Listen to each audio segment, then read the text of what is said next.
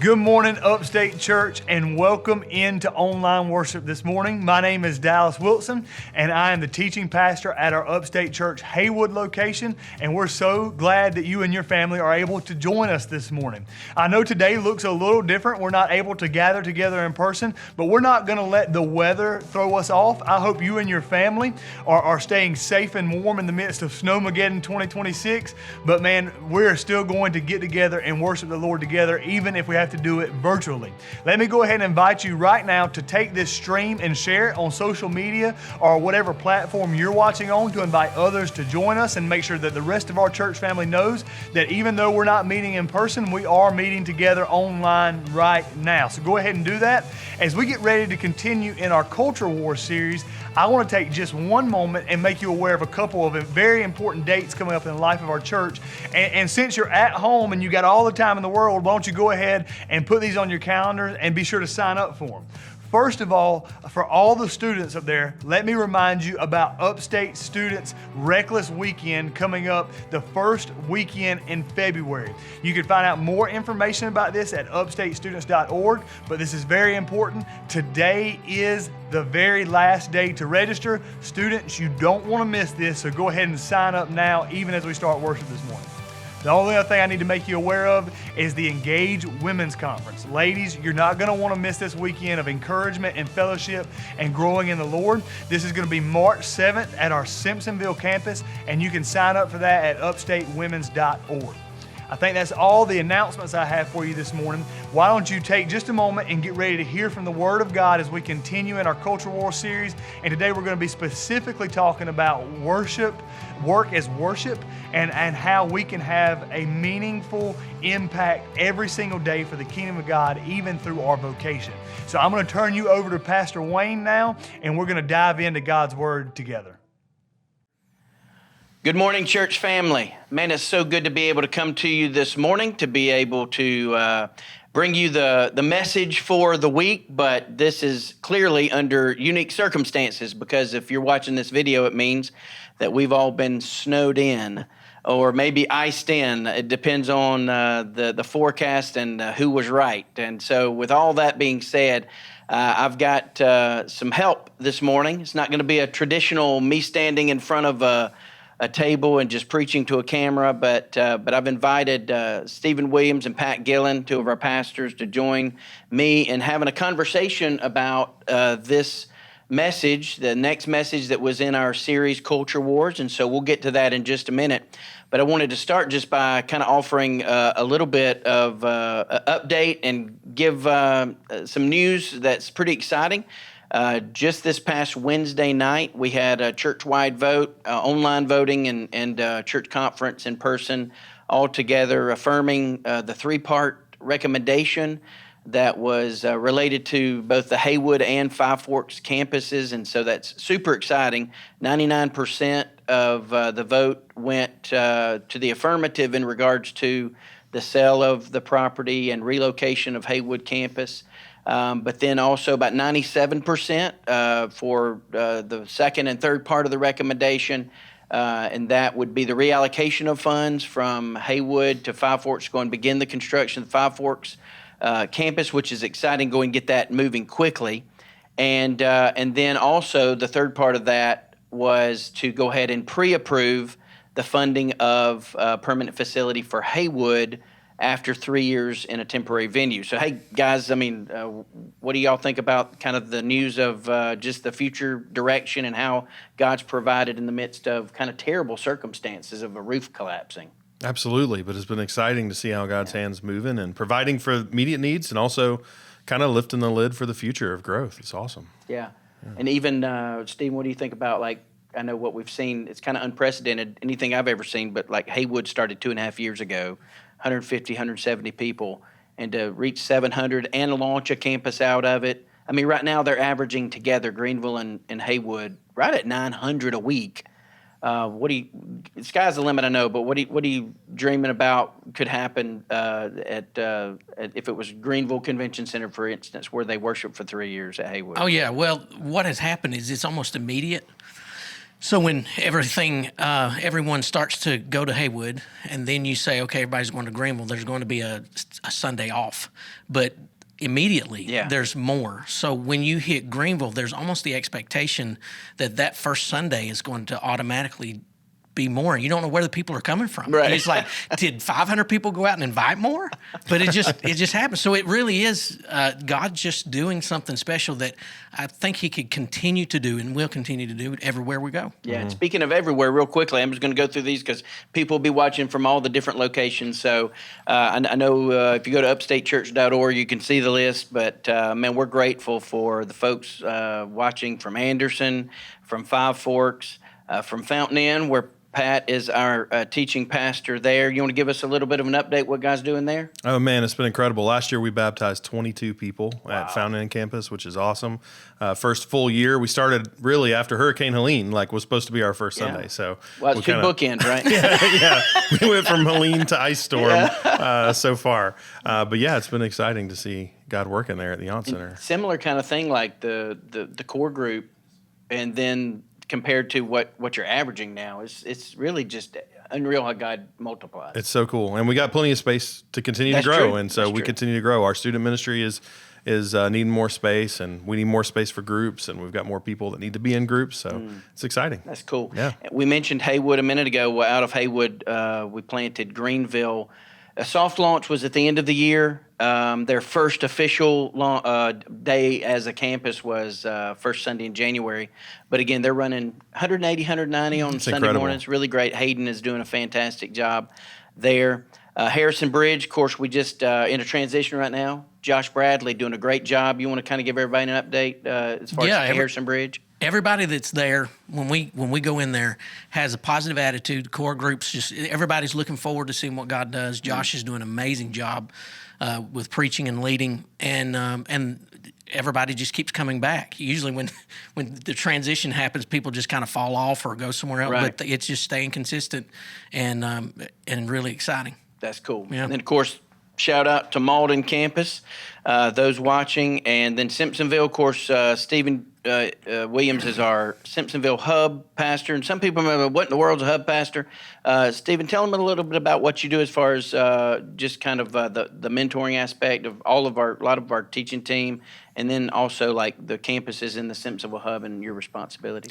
Yeah, mostly it's just meeting with the pastors, the campus pastors, and just once every 2 weeks or once a month, and just walk with them through just the things that's going on the campus, and just seeing what comes out from the leadership team and what we are looking for as far as like attendance and baptisms, and just seeing if everything's good with them, and then just seeing what in the Simpsonville hub for midweek.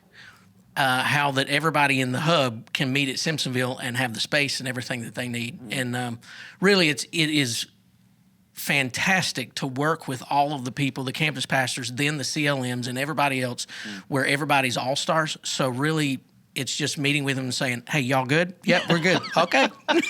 Stephen, also a lot of what you do is encourage the young guys. And so we hadn't mentioned Lauren's gathering. Thomas Helms, and then also Union Gathering. That's where Stephen Cutchins has been transitional pastor, and Trace Wingard has been our associate gathering pastor. Really, Trace segueing into more of a key role in leadership. Pouring into those young guys. How much of that part of your responsibility kind of do you thrive on? Because I feel like that's your wheelhouse. Yeah, I love that. It's going into a place and seeing all the potential of what I say potential. All of the people that are lost. And how can we reach them? So there's USC Union, and then the high school, and then just all around the community. So just helping Trace see that, and then figuring out how he's going to operate. And so he is, and keeping encouraged too, out in an hour away. And then every week, Trace, as he preaches and as he ministers, he sees things happening, even at the smallest. When we think about Simpsonville as how large it is, and Harrison Bridge and all the other things, Union having 50 people, but they did have 20. Right. And They every had single 100 the other week. Right. And I was going to say, Crazy. So, and they've baptized every month for the last 5 months, and then had 100 Sundays. So God just getting to the spot where Union's being reached, and then with Lawrence, just they're continuing hitting a lid even with facilities, because they just growing from, what was it, in the 70s, first of last year, Yeah. to now over 200. Unbelievable. Yeah. So, I think just starting everything with that, the whole concept and idea of knowing that today our church is worshiping together. Mm-hmm. As much as, we don't really love the idea of not having opportunity to be face to face in our local church setting where we're, it's an irreplaceable part of being part of a church is to be in person. But the cool thing about when we do have these opportunities, we're speaking to the whole at one time. And so just, from our heart, as three pastors that represent kind of the teaching team today, I feel like our people need to hear there's not one location that's less important than the other. Right, that's good. Every gathering, every campus matters. And we pull together. I think this whole Haywood and Five Forks vote's a great example, probably the greatest example so far of how we really are one church. There's no separation of value. Whatever the need is, we pull together to meet it. Which is a greater mission, too, than just in one community. God's given us a mission to reach the entire upstate in the world. Yeah. So that's pretty cool. We've been in Encounter, this new initiative, really now just for really under a week, a few weeks now, under a month, a few weeks now. So, starting a series with Culture Wars kind of carries with it a lot of maybe presuppositions. What is this going to be about? Even maybe the way I would have preached a series called Culture Wars 10 years ago would be different than I'd do it today. Same content, probably different tone. Maybe, right. So far, how have y'all felt about just Encounter in general? Even we were talking about the new year and midweek, things that God seems to be stirring in our church and just the momentum. Some of that, I believe, you were talking about even staff worship. So y'all share those things that kind of through the lens of Encounter and wanting God to move, wanting God to work, not just on Sunday mornings, but in our church and through our people on a daily basis. Share Well, with us. I think people are hungry for clarity and they want to know what God has to say. And we've lived in kind of this culture for a while where we've tried to obfuscate the truth because we don't want to hurt feelings. And I think we really have to get to the point where what does God have to say for us? That actually brings life to us. Yeah. That actually directs us. So I think starting this year, people are hungry for God, and actually Culture Wars is allowing us to address some issues and some challenges that oftentimes we've let other people define. Yeah. So I love that. And I know the next generation's hungry because we had just 2 Wednesdays ago, we had 500 teenagers in Simpsonville alone. That's crazy. Between all 3 midweek locations, it was like 560 students, which is incredible. 250 kids through 3 different midweeks. So I know the next generation is hungry, and that's just 18 and under that was here. That's not counting the adults that were in small groups that are learning and growing, the Equipping You groups that are happening on midweek time. So Sunday mornings, people expect to go to church, but Wednesday after work and you're tired and you're hungry and it's rainy, that's a pretty incredible thing to see see there. And I don't know if y'all felt the same way, but the service time change. We mentioned this on a podcast, I think. But service time changes when we change everything 8:30 and 11:30. I would have thought that might have been a little negative. Yeah. Possibly hurt. Everything went crazy. Like it's been better. That's awesome. Yeah. I feel like that's pretty much across the board. And so that really is kind of it speaks to that hunger. I feel like people are just wanting more. Yeah, I was going to say the next generation, I think it was kind of birthed somewhat out of the heart of Will Bray and Dallas Wilson, and I know that y'all have talked about it, but just them being a part of the next generation and just a hunger. It's not really necessarily that they need to have a hunger. It's how do we do this? And so with the residents and all the young guys, they are so excited. So when they go to our teaching team or total team encounter services, they're the ones up front and just enjoying every bit of it and just really hungry. And so what it's doing is it's getting to the old guys, which we're not old, but we are older than them, and really lighting a fire. And it's beautiful to see because God's not finished. Yeah. If the next generation is catching fire, God's not finished. And so taking these 2 years to kind of set that standard and set that forward, I think is great. We've all seen and shared in churches that are struggling and aren't seeing God move and haven't seen people baptized or haven't seen life change. And I love that we're in a place that we see life change happen literally every day. Yeah. Another conversation of somebody who's surrendered to the Lord or a marriage that's been restored. It's been incredible. Yeah. And I do think a lot of that is just the consistent surrender You know, it's not just staff. I mean, our people want what God has for them. I'm not saying that churches that struggle, churches that suffer, don't want that, but it is oftentimes about consistent obedience and not hesitating. But when God leads, yes, step. Hunger and obedience. Yeah. So, hey, that's kind of a good segue into this whole idea of culture war. So we started first of the year in a series of culture wars. We started in an unlikely place, Romans chapter 12. And I'm sure everybody, all our teaching pastors, at least communicated a similar message because we all agree on the text and the major points. But that seemed for me an odd place to start initially until we really started studying through it and getting the idea of, getting the framework right. Basically this whole idea of Romans 12, 1 and 2, not being conformed to the world, but being transformed by the renewing of your minds, being the starting point for cultural engagement. Because the problem I have witnessed, and I think now hindsight's 2020, is confrontation without transformation is ineffective. There's no way that I can effectively engage a culture in the name of Christ as an ambassador of Christ until I actually have the mind of Christ. Yep. So that was kind of it makes sense now, Romans 12, 1 and 2 Yeah. is a great starting point. But we spent 2 weeks kind of getting our heart ready.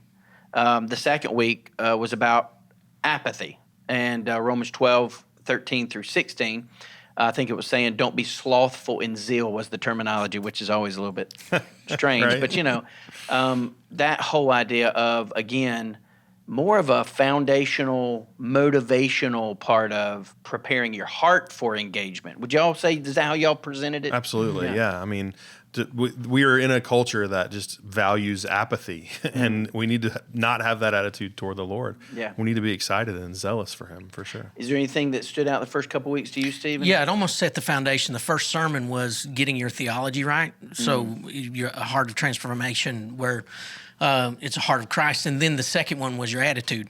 So we can have the right theology and the wrong attitude. True. Or a right attitude and the wrong theology. So we need to get both of them right. So I think it was good to have those two messages to start with. And then the first issue we dealt with last week was Sanctity of Human Life Sunday, and so it was a fitting time. We actually reordered our sermons to fit that schedule, which I think was fitting. It was really good. But interestingly enough, it felt like for the first time we were in the series. I know that sounds odd, but because it is like a cultural issue that we know not everybody agrees on.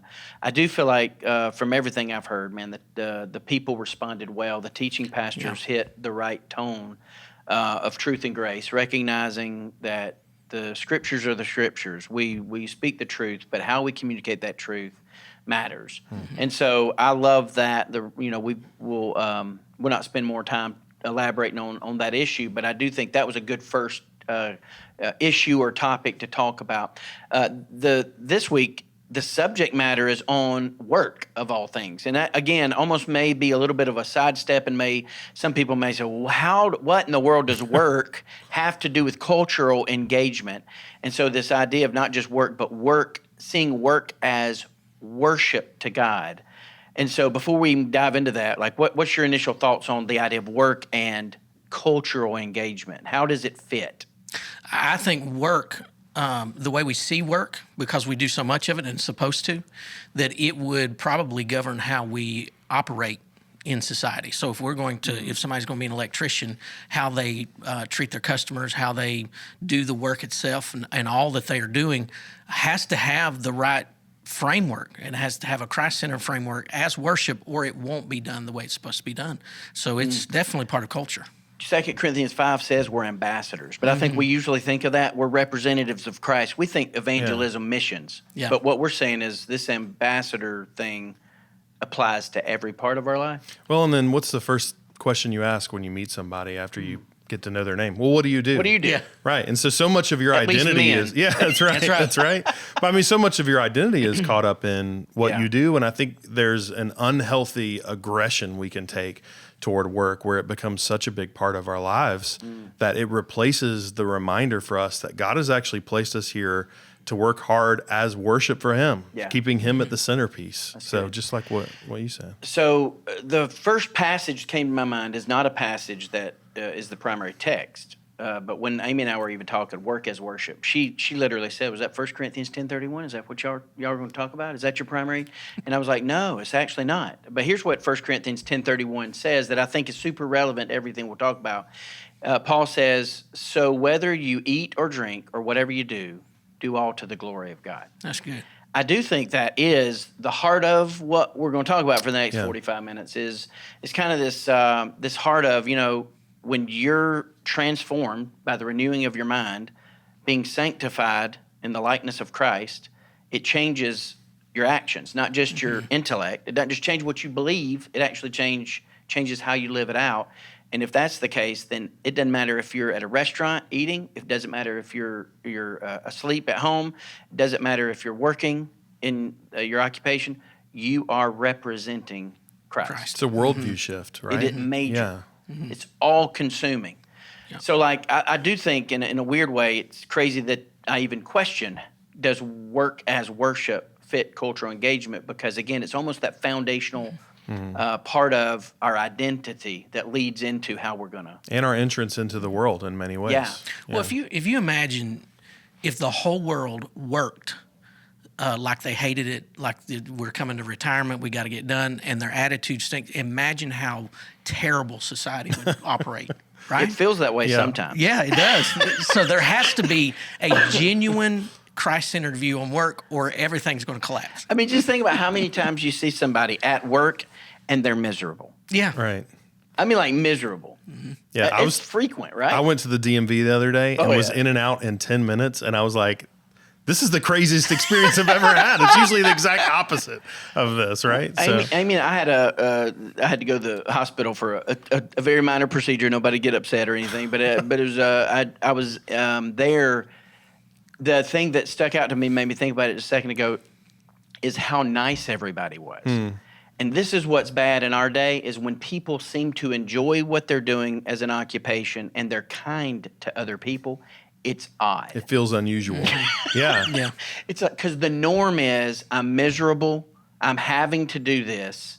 I'm enduring. I'm getting through the day for the weekend. Yeah. So I think that's what we, as a Christian, should never communicate. And I know we're going to get into this, but it takes away such a massive opportunity for Christ when we don't treat work as worship. Yeah. Because we're working most of the time.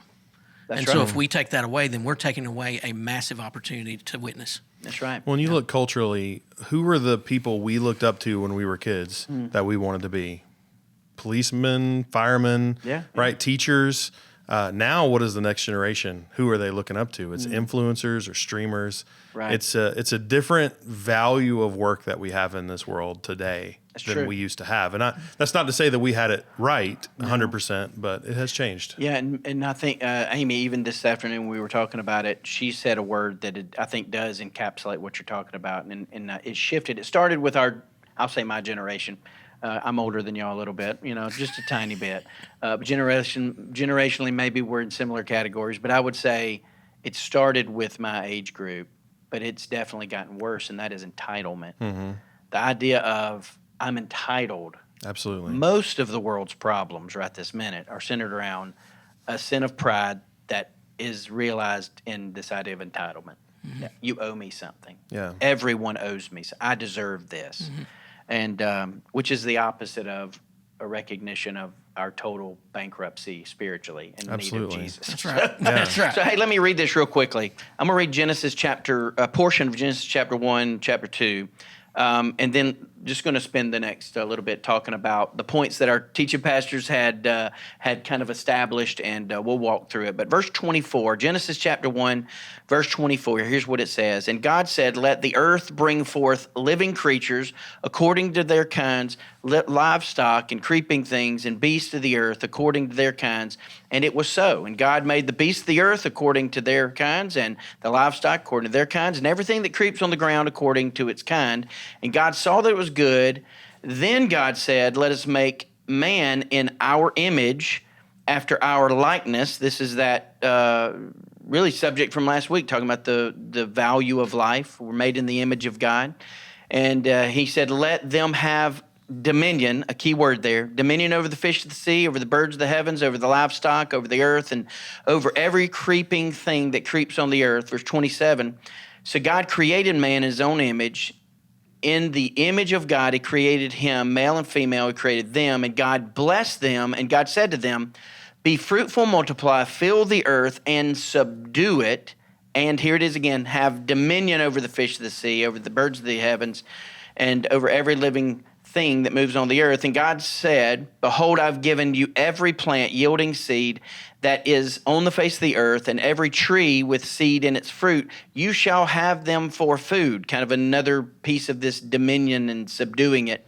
Verse 30, and to every beast of the earth, to every bird of the heavens, and everything that creeps on the earth, everything that has the breath of life, I have given every green plant for you. And it was so. And God saw everything that he had made, and behold, it was very good. And there was evening and there was morning, the sixth day. Then chapter 2, verse 1. Thus the heavens and the earth were finished, and all the host of them. And on the seventh day, God finished his work. Notice he had been working. He finished his work that he had done, and he rested on the seventh day from all his work that he had done. So God blessed the seventh day and made it holy, because on it God rested from all his work that he had done in creation. So two words jumped out to me just reading that, and those are subdue and dominion. There's a lot of other things to talk about in it, but the idea of subduing something and having dominion over it, I just kind of did word studies real quick to see the idea of kind of a consistency of to conquer, to force, to keep under. It's this idea of control for sure. To keep under, to bring into subjection. So the words that were spoken from God about Adam, mankind in general, is that there's this combination of subdue and dominion that emphasizes a responsibility to manage and cultivate. Now, here's the thing: we're not gardeners, and so I think we're not in the Garden of Eden. So maybe sometimes it's easy to read chapter 1 and 2 of Genesis and separate ourselves from it because, hey, Wayne, I work at Starbucks or whatever. My job's not that. So how does that apply to me? What does subdue and have dominion mean to me? And before we even get into some of that, I think if we're thinking about work as worship, the first thing that jumped out to me more than anything is that God actually did the work first. Mm-hmm. I think it'd be easy for us to even admit, even in our lives, God works first. God is the initiator. In philosophy of religion or apologetics, he's the prime mover. Yeah. He's the causeless cause in creation. We know all those things.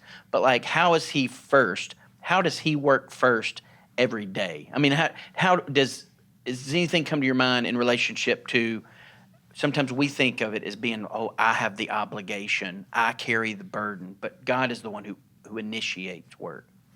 I think we think of work as a benefit, or a problem of sin. Sin created work, and yet this is actually something God gave Adam before all that, right? It's a blessing. So work existed before sin. That's right. It probably got harder after sin. Yeah, obviously, right? That's described, right? Certainly more weeds in the garden after the sin. But I think it's a reminder to us that God is actually saying he wants us to model what he has modeled for us first. He's still working. And when we're not working as worship, when we don't realize God has placed us here in this place to have an influence for his kingdom's sake, we've kind of missed that opportunity. Yeah. And I think we look at work as a burden when we should look at it as a delight. Yeah. Right? Absolutely. Yeah, well, work is not a curse. If it's going to be before the curse, it's not a curse. It's a partnership. That's good. It's like if God's gonna work and then he hands something over to us, it doesn't mean that he can't do the work, so we're going to take it over. Yeah. It just means that I want you to be a part of what I'm doing. And I even thought, man, so this is pre-ice storm. So when we're recording this, I've been pouring gas all day, pumping, getting cans full. I've been working, man. So I have a generator that's a push button start. It's gonna so I have the easy button lazy man's generator. My father-in-law's, Tom Rooker helped me get that thing going this morning, but it's a pull start and all that, and it reminded me of this idea. I think we can sometimes settle into the idea of work as disengaged. I don't know if that's going to make sense, but pressing the button. Mm-hmm. We want the easy button what's that office supply store? Yeah. We want the easy button work. But I want you to think about how God is described in Genesis 1 and 2. Mm-hmm. So, like, God didn't just speak stuff into existence. He did that to some degree, but he designed everything. He organized. He's a God of order. He's not just a guy of spoken word and poof. It even describes that some people, I would say definitely of more theologically liberal persuasion, would say that the story of God and the intimacy of his creating Adam from the dust of the ground is just a romantic picture of what happened. I believe God got in the dirt, man. Right. And I think that it shows the intimacy, the intricacy, and the detailed involvement, the delight of his work. What comes to your mind, Steve? Oh, the Genesis 1, when we think of work, our first thought is, I need to find where I'm stopped working. Like, where's When do I get retirement? off? When is it time? And then you start to read the Bible, and the very first thing you see is God working. Right. So that's the very thing. And then Genesis chapter 1 in literary form is polysyndeton. So that's impressive word. Yeah.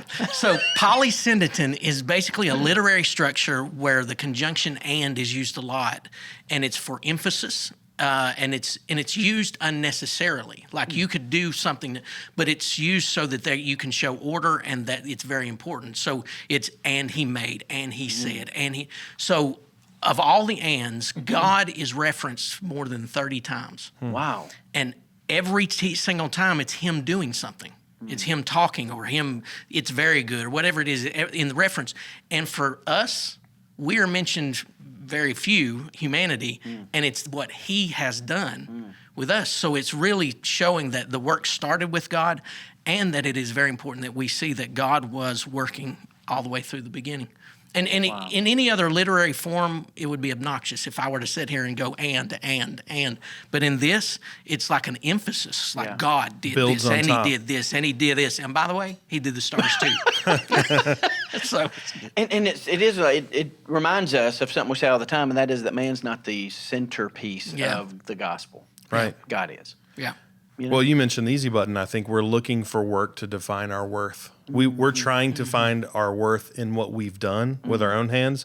And the centerpiece of the gospel is you can never do enough on your own to ever measure up. Right. You can never be good enough. You can never be smart enough. You can never work hard enough. But Jesus has done that work for us. And so the beauty of the gospel is we work heartily for the Lord. I pulled up Colossians 3:23, 24. Whatever you do, work heartily as for the Lord, not for men, knowing that from the Lord you will receive an inheritance as your reward. You are serving the Lord Jesus Christ. It changes our perspective to not work for our worth, but realize Jesus has provided that worth for us. Yeah. So we're working for him. We're working just to bring him glory. Yeah, because the tendency would be, oh, well, hey, if God's done all the work, then I can chill. Yeah, I can sit back. Yeah. Yeah. Right. So what you're saying is we're not working for it, but we're working from it. We're working from his work, and really, ultimately, he's the one working even through us. Right, exactly. In a lot of ways. So if you were to connect that with culture, so our cultural mind, if it is that I need to work to retire, work to stop, then what's happening is the entitlements coming through, and then what can this world do for me? So I'm going to work for this world or in this world so that I can receive back from it. And the opposite of that is what y'all were saying is the reason I'm working and God gave it to me is so that I can contribute to this world and I can make it better. And even towards the gospel that I can lead others to Christ through what God has given me in work. I don't think any of us are against retirement, so I don't think we want to go on the record saying that. But I do said that think 2 or 3 times. But I do think I want to retire at some point, right? Yeah. I do think we want to redirect. Instead of retire, we need to think, how can we redirect the work that God's called me to? I hear people all the time that will say, well, I've paid my dues already. I've already served. I've been serving the church for this many years. It's time for the church to serve me. And we do. So entitlement exists in every generation.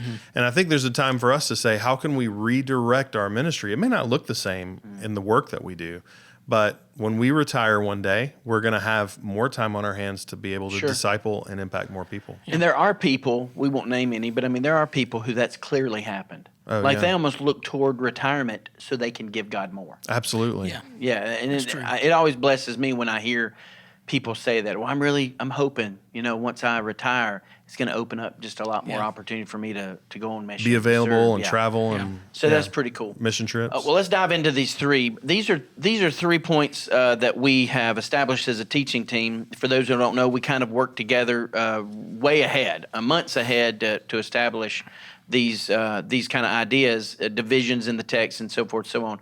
But I framed it like this: 3 outcomes. I have to have a keyword. All right. So if there are 3 outcomes of a believer's faith when he or she embraces work as worship, what would those outcomes be? And in a way, you could say this first one's kind of like, well, what does my work for God look like? Mm-hmm. If I'm not a preacher, if I'm not, I'm not on staff for the church. So how does my work fit the mission of God? So that first idea is we work for God's mission. And I think it starts with this whole idea of humans being created as workers for a mission and a kingdom, not as consumers. And man, we all face that. We all definitely have many times. Maybe we've been guilty of it if we're not careful. We have a consumeristic culture. We mentioned that a minute ago. It's all about me. It's a self-serving ideology. Our iPhones are iPhones, right? I mean, it's all about us. So how do we fight against that and come to this realization of our whole purpose is not to please ourselves as consumers, but to actually please the Lord through our work? Well, Adam wasn't a preacher either, right? That's a good point. I mean, if he was, he's preaching to his wife. That's pretty much, I guess, his kids. She might have been at that point. But Adam wasn't a preacher, but inherited this work from the Lord. I think what we have to realize is this is something God's given us. Yeah. It's a tool He's given us, and it's a tool for His mission's sake, right? So I know this is a crazy thing to say, but if you hired a Christian at your place of employment, you should have no doubt that that's the hardest working person that you hired. That should be the assumption. Right? It should be that if a Christian is on your team, you can know that Christian's going to follow through with what they say they're going to do. They're going to show up on time. They're going to end when they're supposed to end. And I don't know that that's always true of us. And I think when we start to say work should be as worship, it changes that mindset to go, our mission is not just clocking in for this company on Monday morning. It's that God is actually allowing me to be salt and light in this place for His kingdom's sake. The mission is greater than earning a paycheck. The mission is greater than providing for my family. It's also the kingdom of God. And that's essentially what I think Adam sees too, right? Yeah. We never stop representing. Right. Yeah, that's right. We're always a representative. This isn't a Sunday faith. It's an everyday faith. I think that it's that we get in the mindset of either or. So when we think about this, I do think that we should think about retirement. We should think about our making money so we can be fed. We're pro-retirement here. Yeah, we're pro-retirement. I got to say it. But on the other hand, we should also think of it as unto God. So it's not either or. We're not spiritual on Sunday and secular on Monday. It should be that everything that we do is unto the Lord, but it's also unto the Lord for the creation, in the creation. So there has to be a balance in that. One thing I was thinking about in the text that I noticed is the emphasis in the text is that God does the extraordinary. He made all the earth. He made the heavens. He made all of that. And Adam does the ordinary. He names the animals, and he said, replenish the earth. All of those things are ordinary. So it means this is that God is in charge of the extraordinary, not us. But He has made us partners to be partners in the ordinary. So when we talk about ordinary, it would be the everyday life. That's part of God's work, is the everyday life. Such an easy thing to grasp, but I'll be honest with you, I didn't think about it until you said that. But listen, I mean, God doesn't call Adam to do anything Adam can't do. Right.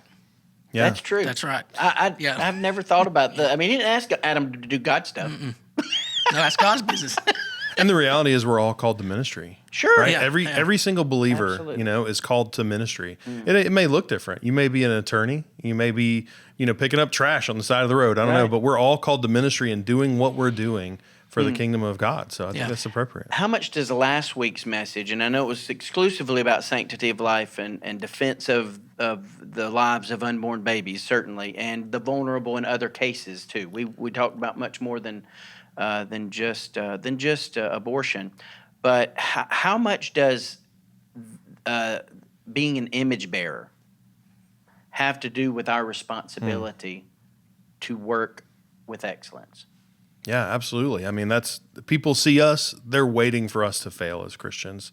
They want to be able to point to a Christian and say, "See, I told you. This is not real. This is not right." Yeah. When we aren't realizing that God has created us to be image bearers to the world, to recognize that we are representing Christ to the world, when we miss that in our jobs, we're actually speaking ill of the gospel in a way. I mean, we're not leading and living in such a way that leads people to the kingdom. Yeah.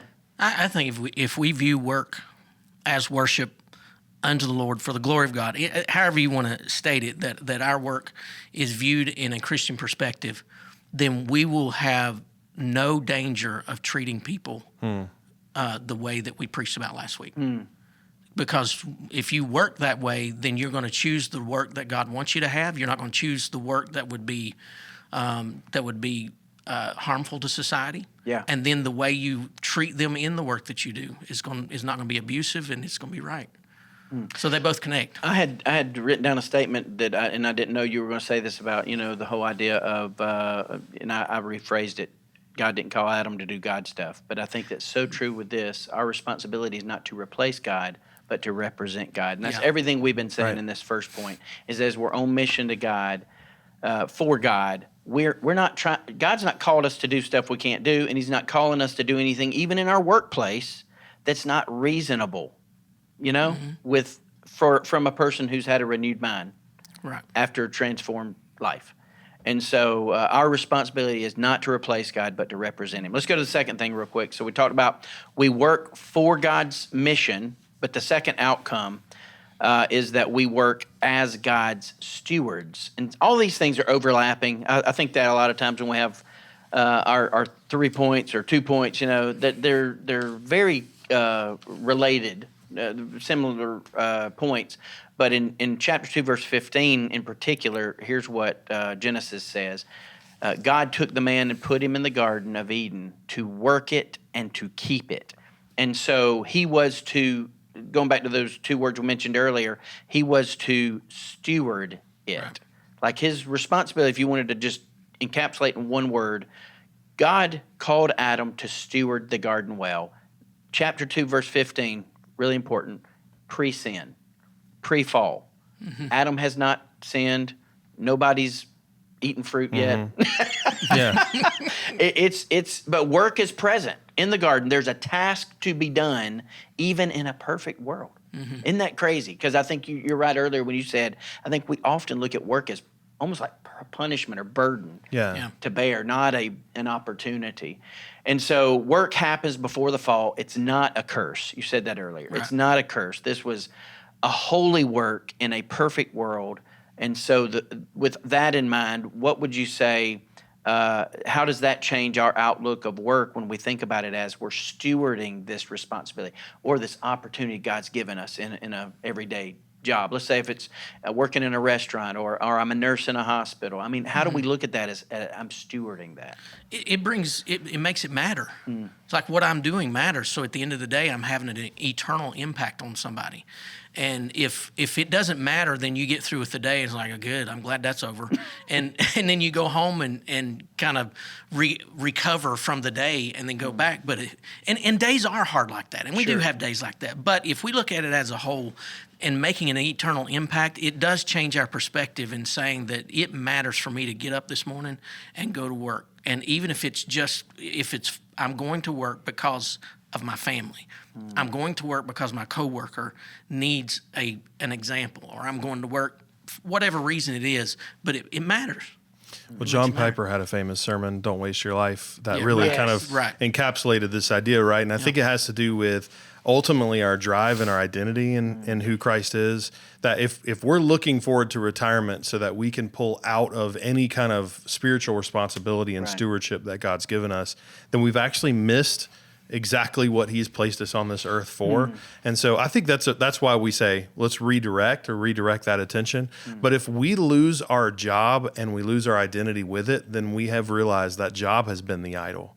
And so the challenge for us is that, yes, we can work too hard and focus on our work, or we can be too lazy. What we really have to do is capture that mindset to say, God has given me these gifts in this place and this ability to steward well and to be a light for his name, like in the world around us, to glorify him, whether we eat or drink or whatever we do, that he would be at the center of our lives. And I think that John Piper's sermon, which is an incredible sermon to go check out, puts in perspective the fact that when your life is centered, your identity is centered around, this is my goal. This is my life. Adam knew it, right? Because he was in the garden. Even when he was out of the garden, he knew who created the world and everything in it. I think when we're cognizant of that and we're living with the presence of God in every day, it's no longer just typing on the keyboard or responding to emails or answering the phone. It becomes an opportunity for us to actually work in a way that worships the Lord. Yeah. I'm going to make a statement that's kind of just summarizing a little bit about what we're saying, and if you guys have something to add, I think it'd be great. The whole idea of work, I think we have seen it as, or if we unconsciously even seen it as a result of the fall. But work isn't sin. Work isn't the result of sin. Work is actually ultimately a gift from God, a call from God, even before the fall. So if work isn't a result of sin, what causes the problem? Here's what I read. I'll leave it a quote unnamed. I don't remember who said it. Work isn't a result of sin. Frustration is. So the result of sin is our frustration with work. I don't know that I always want to believe that's true. All right. So is every time I get frustrated because I've got to work, is that a result of the fall? I don't know. What do you think? I think there are people that are exhausted and are working hard, working their fingers to the bone, and we have to make a distinction between exhaustion and laziness in some of those areas, because there are people who, man, they're burnt out or they've been through some things that we need to have a little bit of grace toward, and I know the Lord does. So we're not talking about people who are working themselves to the bone and then need a break and we'll probably talk about that in a minute as far as Sabbath and what God kind of models for us and the importance of that. But I think you're dead on that. Yeah, for sure. And this second statement, work is not a curse to endure, but a calling to steward well. That's kind of an overarching summary of that second point. I'm going to go and segue into the third point, and then this is really where Pat just mentioned Sabbath. I think this is such a missed opportunity, because that third outcome to work for us really should be that we work for God's pleasure. And we don't think of Sabbath as pleasing God. I think most of the time we've got all kind of mixed emotions. I'll let you guys kind of elaborate on some of those, but a lot of different feelings about what Sabbath is, how Sabbath is defined, how we should view Sabbath, all of that. But when we think of pleasing God with our work, obviously excellence comes to mind. I think that's the immediate thought anyway, is that, well, that means we got to work hard. It means we got to work, to give our everything we got. I mean, that's kind of my makeup. So I naturally think drive, go, as fast as you can, do all you can while you're breathing, and that is perhaps one side of the coin. The other side of that coin, though, is Sabbath. So how does Sabbath play into pleasing God with our work? Because it's like the finishing of work. That's really, I think, the outcome of it. It's not resting from work is actually not because you're tired. Go back to it's not even because you're frustrated. God was neither. Right. In Genesis chapter 1 and 2, God didn't get frustrated. God didn't get tired, but yet he rested on the seventh day. So how does Sabbath, Pat, why don't you start? How is that the completion of, or the exclamation point of our work? Man, God modeled that for us, and I think we've abused Sabbath to think Sabbath should mean my life should be easy. Sabbath is a rest after a week of work. I mean, it really is a moment for us to ponder and worship and allow our thoughts to recenter on what Christ has called us to on this earth. I think we can get busy kind of getting into the weeds, and if you never stop, you burn out. God's modeled to us as we know our own limitations, physically, mentally, everything else. Sabbath gives us that cycle and that routine to say, I know there are times when I'm going to have to pull back and I'm going to have to rest, and and I'm going to have to allow my mind to reset. I'm going to have to allow a spiritual reset in my life so I can remember what I'm doing this for. I can remember the mission God's called me to. I can remember why I'm doing this. But God obviously modeled that for us too, even though he didn't need it, like you said. Yeah. God has given us reminders. So baptism is a reminder of the death, burial, and resurrection of Christ when you see it every time. And then the Lord's Supper, he just said as often. So we forget, and God knew it. So he said, so in case you forget, I'm going to give you these things that you need to do to remind you of himself. And Sabbath, I believe, is one of those reminders because he didn't even build us to work 7 days. He didn't build us that way. And so on that day, moment, whatever it is, that rest is needed, and is required, it is a reminder to us that when we're in Sabbath, it's not just to lay back and do nothing. It is to remind us God was the one that did this anyway. And it really to re-center us going into Monday or whatever day it might be, going into that next day and saying, all right, God, I need your help for this week. Yeah. It's almost just recalibration as a reminder that this is all God's work. Going back to chapter 1, it was all God doing the work. And then in chapter 2, it was all God telling Adam what to do. Mm-hmm. And then Adam's like, okay, name the animals. All right, as a goat. Yeah. I don't know how much this will relate to everybody else, but I'm kind of a little confession time. I feel like my high school years and all of that played into kind of shaping me in my work ethic in a positive way to some degree, because I was not the ideal exemplary student. I was not at all. And I think that I can remember my freshman English teacher saying words to me like, you'll never amount to anything. You're just, lazy bum, whatever. Great teacher. Yeah, well. Such an encouragement. Terrible student. I deserved it probably, although maybe in a different way. Maybe a little push, but she sorry to shouldn't interrupt have your been story. that. But yeah, it was very, very, it's very shaping for me what I thought of myself at the time. And I was very unmotivated. All that to say, got out of high school, called to ministry. Part of why I went probably the educational route I went as far as I went is because felt like I had something to prove. If I'm being real honest, felt like I've been trying to prove something my whole adult life, and even acknowledging that is probably more challenging than you might think. But when I was preparing these thoughts and typed this out, I literally just thought about how convicting it was, because Sabbath reminds us we don't work to prove our worth. Mm-mm. That's not how God made work. Yeah. But I'm just going to tell you, man, I've been guilty of looking at it that way. If I'm not careful, I can totally think I'm still proving, and God rest her soul, she's already passed, but I can still think in my mind I'm trying to prove my 9th grade teacher wrong.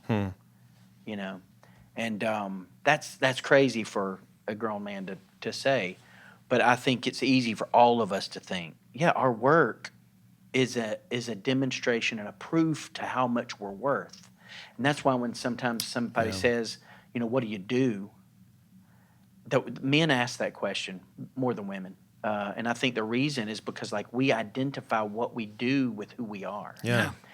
And so that here's the second point. We work from our identity, not for it. Yeah. Yeah. I think men especially, I'm not letting women off the hook, all right? So feel the conviction just as much if you're guilty. But I think it's easy for us to be identified by what we do and think, oh, yeah, I'm a doctor. Especially if we do it because well. I do doctor stuff. Yeah. Or, I'm a contractor, and so it's the perfection of my building is what defines who I am. And it's such a fine line because, we've just talked about we should do everything for the glory of God. We should do everything with excellence. But I guess respond to this whole idea of where's the line of the motivation for why we're doing it? Are we doing it for the glory, for the, hey, pat myself on the back, for the affirmation of, yes, I'm proving that I'm not what they said I was. I'm proving that I'm worth something. Where's the trap there? And have y'all ever felt that? Well, I think we feel it every day. I know I do. Yeah. I think the struggle is, even especially in ministry, you can get to a place where you go, man, I'm killing it, I'm doing awesome, and then God humbles you and reminds you how much is not in your own hands, how much it does depend on Him. And I love that you pointed that out about Sabbath. Sabbath is a reminder of, hey, this isn't about me anyway. This is about the Lord. It's a reminder of saying this is our time to bring that to God and to lay it at His feet, because it's easy to make yourself the center of the story. Sure. Absolutely. I won't let you confess alone. I would confess that over the years in pastoral ministry, that because it's closely tied to spiritual. I mean, it is. Our work is spirit. Then my identity has many times been the work. Yeah. And so when I rest, it's almost like I feel guilty because I'm not in my identity. But when it becomes a relationship, I believe the two things happen that if we really view this right, that we could really work hard, really hard, and enjoy it. And when we do rest, we didn't need as much rest as we would have with a different attitude. Yeah. And if it's not our idea, if we have a relationship with God, we'll enjoy the work. And so the Sabbath, we'll enjoy the Sabbath more too. And the other thing is, if thinking about workaholics, people that on the other side of the spectrum, a lot of times when you work so much, there is a possibility of the work being everything. And so what happens is everything around you suffers, right? So when it suffers and then you go ahead and stop, there's nothing to stop to. Yeah. You just only have your work. But if there is a balance between I'm doing this for the glory of God and I need to work hard with excellence and but enjoy it because it's God's work, then when you rest, you will not have burned bridges, interrupted world. You'll be able to rest with family, with whatever it is, and even bring your family along with work. Well, I think in Matthew chapter 7, right? He says, there are plenty who are going to say, Lord, Lord, and they won't enter the kingdom of heaven. They said, did we not prophesy in your name, cast out demons in your name, done mighty works? Wow. And Jesus will say, depart from me, I never knew you. I think it's a shame if we start to find our identity in our work rather than in the work of the cross. That's good. And so the beauty for us is that, man, we find our identity and our hope not in the work of our own hands. We find our identity and our hope only in what Jesus has done for us. This is such a tension to manage because, we're almost like arguing both ends of the spectrum. Our work should not be seen as a burden. Right. It's a blessing. Our jobs, the occupations God gives to us, should not be seen as a dread.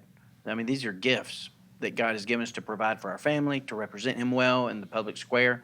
So it is how we engage the culture Monday through Friday for most people. Some people work 7 days a week. I mean, but this really is the other side of the coin. Work, when we work without Sabbath, then work becomes an idol. And for some people, I think a lot of people can relate to that. Other people are like, man, I ain't worshiping work, or I can't even and it's just some of that's personality, some of it's motivation, like we talked about from whatever experience we had, but both extremes are wrong. We shouldn't dread work, we shouldn't hate work, although sometimes I know it's a challenge for some people, and maybe that is God. I pray God gives you another place to work, another opportunity to work and represent Him. But the other side is we also don't want to make work an idol. We don't want productivity to replace trust. Right. And that is, again, a very big challenge for people wired like me. Yeah. Because productivity, when I'm going home and Amy says, how was your day? I literally answer based on how productive the day was. It was a very productive day. Or, I didn't get a lot done. So if I didn't get a lot done, wasn't that good of a day. Well, I acknowledge that's not a great way to measure worth of a day. But yet, so I have to look through the lens of I need Sabbath. I need to recognize Sabbath. And here's the convicting part for people like me. Rest is an act of worship that declares this. God is the ultimate provider, not me. Yeah. And I think when I can't embrace Sabbath, if I can't stop the wheels turning, if I can't disengage to allow Him to be the major focus of everything that I'm thinking and doing. And it's hard in ministry, like you said, Stephen, because everything we do, we could say, is working for Him. So switching those gears enough to kick it in neutral and say, God, I'm going to demonstrate to you that I really do trust you enough to not have to make it happen right now. Yeah. I mean, I don't know, what would you say to somebody on either end of that spectrum? We'll kind of both of y'all respond to this. Somebody who's like, man, I'm miserable in my job. I don't like work. and then the other person is like, man, I am probably guilty of worshiping work. It's an idol in my life. How can they respond? Well, I think Chick-fil-A has showed us the importance of taking a day off, right? I mean, how much money could they make after church on a Sunday morning? Genuinely, unbelievable. And yet they take that day off and they're doing very well. And I think we could always make another dollar. We could always work another hour, work another day, and taking the time to pause and say, I got to realize what's important in my life. Nobody at the end of their life, we've always heard this, for our whole lives, nobody at their deathbed says, I wish I had more emails to respond to, right? Or I wish I had more time at my desk at the office. We start to realize what's truly important in our lives. And so for the people who are either overworking or the people who are trying to take shortcuts to earn a quick buck because they don't want to work, I think for us, what we have to say is let's reset our mind and our hearts to realize the purpose and the reason why we are here is to worship the Lord and to draw others to Him. And if what you're doing, if you're cutting yards and that's an opportunity to worship the Lord and actually have that interaction with other people to do that to the glory of God, Good. But if you're a doctor and you're a neurosurgeon, use that platform for the glory of God. Whatever you have is your platform. Don't waste it. That's good. Don't waste it. Yeah, that's why I don't think that anybody that has a passion and a drive to work all the time. I grew up, my mom and dad, especially my mom, works all the time. I mean, all the time, just always working. And so I grew up that way and really appreciate it. I mean, appreciate seeing that. I don't think that you should take away the passion of how much you want to work. Like you say workaholic, but I don't think you should take that away. It should be the perspective of I need to know why I'm doing this and who is in charge of it, because if I don't do it, it'll still get done. God can still do the work. Right. And then have time for rest. I mean, on that end. On the end of people that don't want to work, you're missing an opportunity. You're missing an opportunity for God to use you and do something great. That's good. I was thinking about my grandmother. Speaking of family, the greatest illustration I've seen of work is worship. Mom told me about my grandmother. They were members at a smaller church in the mountains, and she would bake the wafers or the bread crackers for the Lord's Supper. And Mom said in the kitchen, she would hear her, and she wouldn't let anybody else in the kitchen at the time because she wanted it to be just right. And she would put them on a sheet, and when she would take them out, she would cut them, and if they weren't perfect, she'd do it again. It was just something to her. But she would say, as she was doing it, I'm not worthy. I'm not worthy. So she was loving what she was doing, understanding what God had given her to do. And just that little task was a blessing to her, and then it blessed others by her making it and passing it along. That's cool. And that I want that heart. That's the heart I want with everything I do. That's good. I don't always do that, but Well, guys, I think we've adequately expounded on the on the subject. Let me just go ahead and challenge you guys. Everybody's kind of tuning in today and joining us for this service. Man, I would stay connected on social media as best you can if we have power through this storm. If you need help, don't hesitate to reach out via email to any of our team. If you call the church office, someone will check that voicemail even if the office is closed. So if you need help, let us know. We're here for you, and we'll do everything we can, humanly possible, to get to you if there's a need. We're in this thing together. We're faith family. We love you guys. And also, just make sure as far as like scheduling things, if you ever need to know what's canceled, what's coming up, when are we having this, we'll always make sure and communicate that via social media and email to everyone. So, man, we love you guys. Stay safe, and we hope that we'll see you next Sunday as we turn again to Culture War series and see what God has for us. We love you guys. Church, thank you guys so much for joining in with us today. We're a church that is about taking our next step toward Jesus all the time. Today, if you feel like God's leading you to take a next step, please scan the QR code on the screen, and somebody on our staff would love to follow up with you and talk about how you can continue to grow in your walk with Jesus Christ. As always, we just want to say thank you, church, for your continued generosity. You can give by any way listed on the screen below. It's through your generous giving that we're able to continue to reach the upstate for Jesus. So thank you and keep it up. I think that's all I have for you today, church. We'll see you next week.